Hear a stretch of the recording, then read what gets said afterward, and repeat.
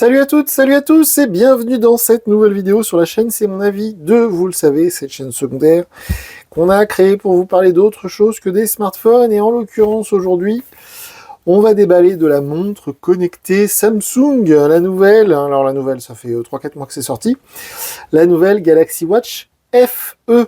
Alors c'est assez drôle de voir que il y a quelques années, quand Apple a sorti l'iPhone SE, de mémoire c'était en 2016, S comme Sophie, E comme Eric, et bien du coup tout le monde s'était un peu moqué d'eux.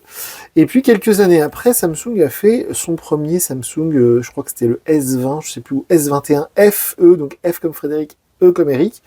Et puis maintenant, ils font pareil aussi sur la montre, puisque ça fait quelques années que Apple, ils font l'Apple Watch, donc 7, 8, 9, 10, et puis l'Apple Watch SE, S comme Sophie, E comme Eric, qui est moins cher, qui est à 249 € de mémoire.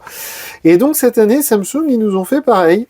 Ils se sont dit, et ils ont eu totalement raison, ils se sont dit, voilà, on va faire un modèle entrée de gamme pour celles et ceux qui n'ont pas forcément les moyens de mettre 250 €, 300 €.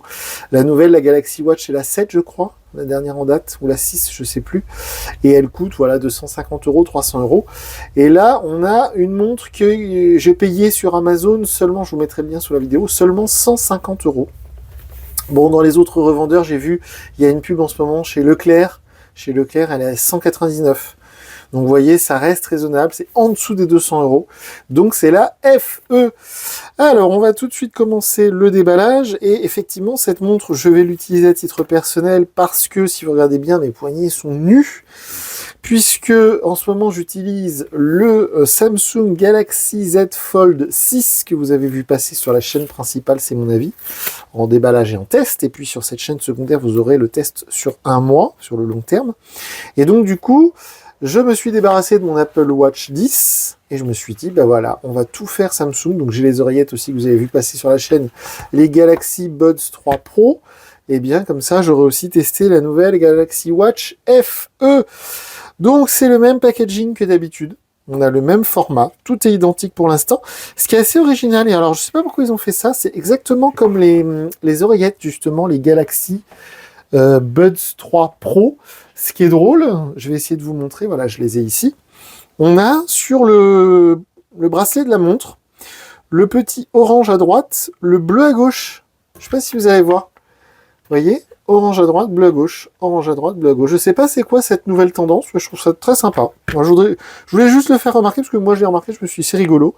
Sur la dernière Galaxy Watch que j'ai utilisée, il n'y avait pas ces petits trucs de couleur, là, orange et bleu. Donc, je me suis dit, c'est drôle, ils ont fait comme sur les oreillettes.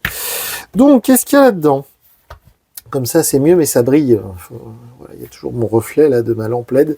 Donc, on va essayer de déballer ça proprement. On va commencer par là. Apparemment, il y a une petite languette pour le tirer. Voyons voir. Qu'est-ce qu'il y a là-dedans? De la documentation. De la documentation, guide de démarrage rapide, carte de garantie. Donc, pas intéressant du tout. Qu'est-ce qu'il y a de l'autre côté? Ah oui, c'est vraiment deux parties. Donc, il faut ouvrir l'autre côté du carton. Qu'est-ce qu'il y a là?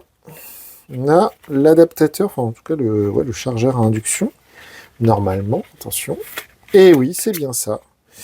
C'est bien ça. On a de l'USB-A. Ça, c'est un peu dommage, que maintenant tout est en USB-C. Donc, de l'USB-A vers un adaptateur, un chargeur à induction. Donc, avec l'aimant. Alors ça, pour une montre pas chère, parce que je rappelle que celle-ci, je l'ai trouvée sur Amazon à 158 € seulement.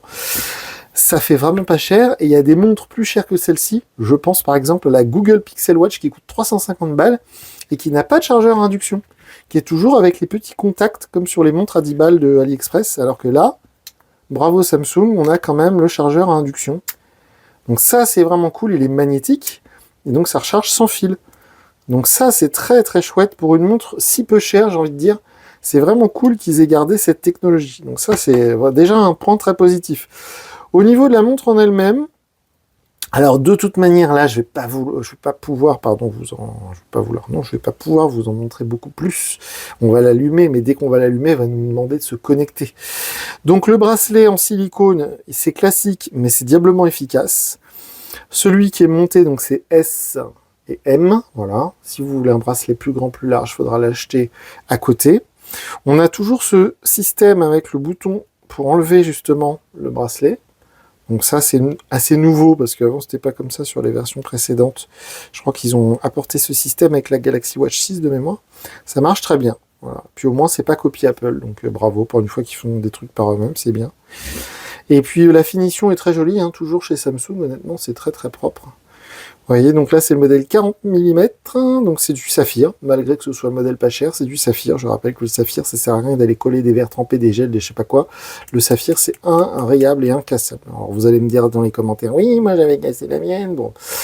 Donc évidemment GPS, donc pas de possibilité de carte SIM 4G, 5G, mais bon, ça peu importe.